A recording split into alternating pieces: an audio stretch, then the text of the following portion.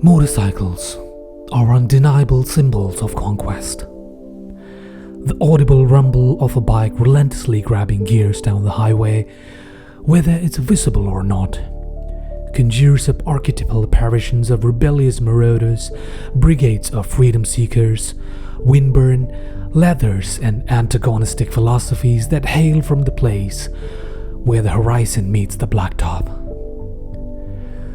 The motorcycle, as is known today, has captivated the globe for over a century as an unorthodox and daring statement of character, transportation, and attitude. Motorcycles have directed and helped to shape the personal mantras of many world leaders, revolutionaries, war heroes, and pop culture icons, laying the groundwork for alternative perceptions and roads less taken.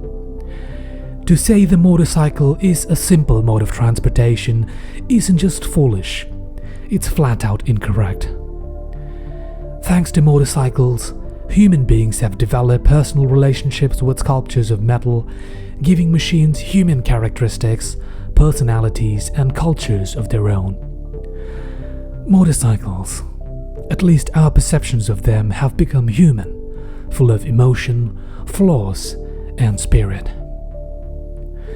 The first widely accepted motorcycle, powered by a gasoline engine, was born in 1886, thanks to German engineers Gottlieb Daimler and William Maybach.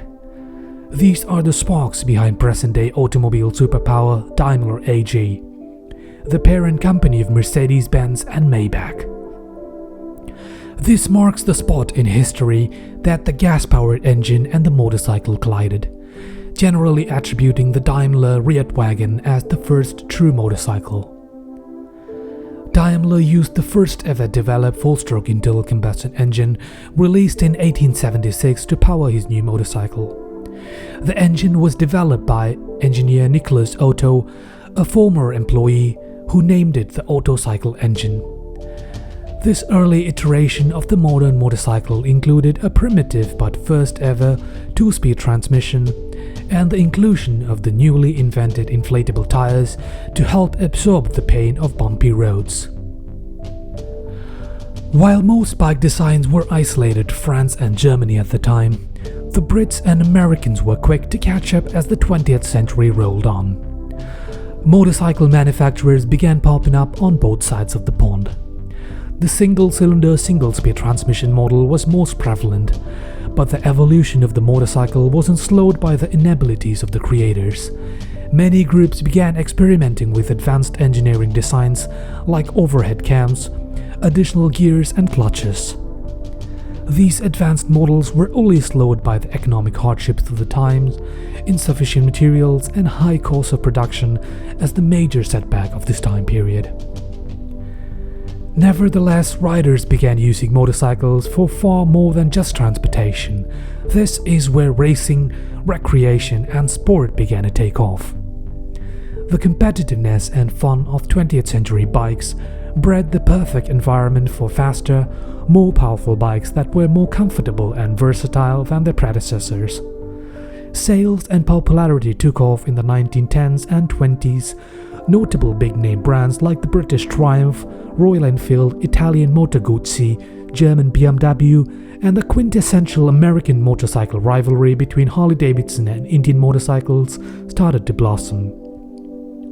This era and these bikes ushered in a sense of style and character that epitomized the spirit of motorcycle through time. Two-cylinder motors, now referred to as V-twins, were experimented with, and even the odd four-cylinder motor was toyed with an effort to increase power. When World War I began, the motorcycle had evolved into a speedy and reliable method of transportation that grabbed the attention of many infantrymen and the world. Following this boom of popularity, the Great Depression of the 1930s saw many bike manufacturers go belly up. The American industry rode its alluring reputation into the 1950s by the skin of its teeth, while the European bikes remained the center of the transportation game. This would end very soon as the car was gaining more traction with growing families and suburban lifestyles post-war. What the motorcycle needed was an image upgrade. And that brings us to the end of part 1 of this 2-part series. If you like this video, then hit that like button. And if you want to catch the part 2 of this series as soon as it goes live, hit subscribe and I'll catch you then.